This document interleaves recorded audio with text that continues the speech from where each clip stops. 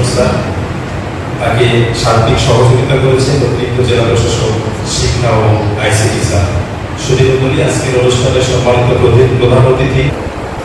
আমাদের সংবিধান অনুযায়ী বাংলাদেশের প্রতিবন্ধী ব্যক্তিদের অধিকার এবং সুযোগ সুবিধা নিশ্চিত করার জন্য বেশ কিছু মৌলিক বিধান রয়েছে। সংবিধানের 28 অনুচ্ছেদে বলা আছে যে কেবল ধর্ম, বর্ণ, গোষ্ঠী ইত্যাদি ভেদে বা জন্মস্থানের কারণে বা জন্মগত কোনো প্রতিবন্ধতার কারণে কোনো নাগরিককে বৈষম্য করা যাবে না। এই অনুচ্ছেদে আলোকে প্রতিবন্ধী ব্যক্তিরা অন্য নাগরিকের মতো সমান অধিকার ভোগ করার অধিকার রাখে।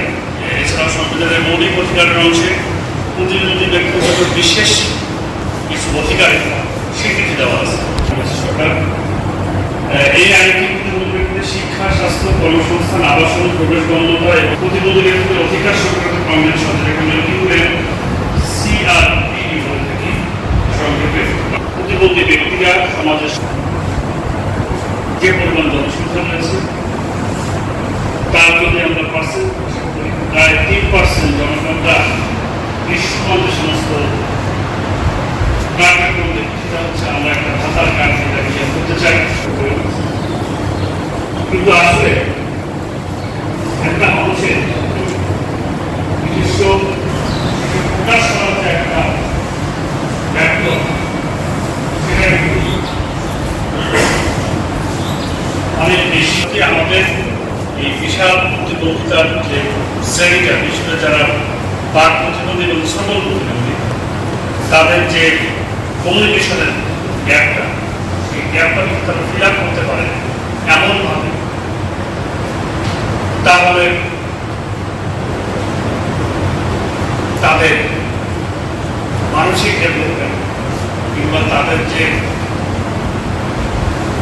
দৈনন্দিন জীবনে কাজ করার যে দক্ষতা, সেটা সহজে প্রকাশ করতে হবে। আমরা সবসময় ক্যালকুলেট দেখি যে আমরা যখন বিদেশে যাই বা অন্য কোনো এক্সোটিক কোনো জায়গাতে যেখানে আমার কমিউনিকেশন বুঝবে না, সেইখানে সবচেয়ে বড় সমস্যা হবে যে লোককে আপনি কথা বলতে তাকে আমি সবচেয়ে বেশি কাছের মনে করি। দেখবেন বিদেশে গিয়ে বাঙালিদের অনেক তৈরি করে কেন, তার যেসব কৃষ্টি, কালচার, সংস্কৃতি ইত্যাদি নিয়ে তারা ব্যাখ্যা, কিন্তু আমাদের বিদেশিদের সেরকম সভ্যতা নেই, কারণ কালচার মিলবে না। ঠিক সে কারণে আমাদের সেই তারিখ থেকে আমাদের মনে হয়েছে যে আসলে আমাদের এই বিশাল জনগোষ্ঠী, এই পিছিয়ে পড়া জনগোষ্ঠীর যে বিশাল অংশটা, এই অংশটার সাথে আমাদের বিভিন্ন সমাজের সেগমেন্টের সাথে তাদের কমিউনিকেট করতে হবে। যেমন ধরেন যে একজন প্রতিবন্ধী বাচ্চা রিক্সায় সে হাঁটাচলা স্বাভাবিক করতে পারে, কথা বলতে পারে, তার ভাষাটা তো মানুষকে বুঝতে হবে, রিক্সাওয়ালা তার ভাষাটা দোকানদারকে বুঝতে হবে, তার ভাষাটা তার স্কুলের শিক্ষককে বুঝতে হবে, তার পানি খাইতে ইচ্ছে করছে কিংবা তার ক্লাসরুম থেকে বের হয়ে যাওয়ার প্রয়োজন, তার বাথরুমে যাওয়ার প্রয়োজন। এই সাইডে যদি আমরা না বুঝি, এটা যদি আমরা না মানুষকে ডেসিপ্লিন করতে পারি, তাহলে কিন্তু আমরা তাদেরকে মেইন স্ট্রিমে নিয়ে আসার যে উদ্যোগ সরকার নিয়ে থাকে, সেখানে আমরা বাস্তবায়ন করতে পারবো। আমাদের এখানে বেশ কিছু বেসরকারি উদ্যোগে গড়ে বিদ্যালয় রয়েছে। আমি পর্যায়ে বিদ্যালয় যারা প্রস্তুত করেছেন, এই সমস্ত বিদ্যালয়ের সঙ্গে তারা স্বেচ্ছাশ্রম দিয়ে জড়িত হয়েছে। আমাদের সীমিত সাধ্য মধ্যে সবসময় চেষ্টা করি এই সমস্ত প্যাট্রোনাইজ করার জন্য। আপনারা জেনেছেন ইতিমধ্যে যেটা 4টি বিদ্যালয় বাচ্চাদের যাওয়া আসার জন্য ভ্যানের ব্যবস্থা করে দিয়েছি সরকারি খরচে। আমরা বেশ কিছু প্রতিষ্ঠানে স্কুলের ব্যাগ, তারপরে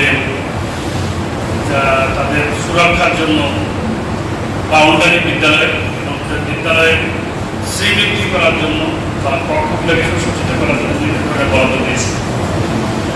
এটি হচ্ছে আমি খেয়াল করছি, এটি শুধুমাত্র একটা ইনফ্রাস্ট্রাকচার, আমাদের এটা দিতে পারি তাহলে সবচেয়ে ভালো হবে। এই কাজে আমাদের যে সেরা বসা, সেই সেরা বসার প্রশিক্ষণ কার্যক্রমটা শুরু ঘোষণা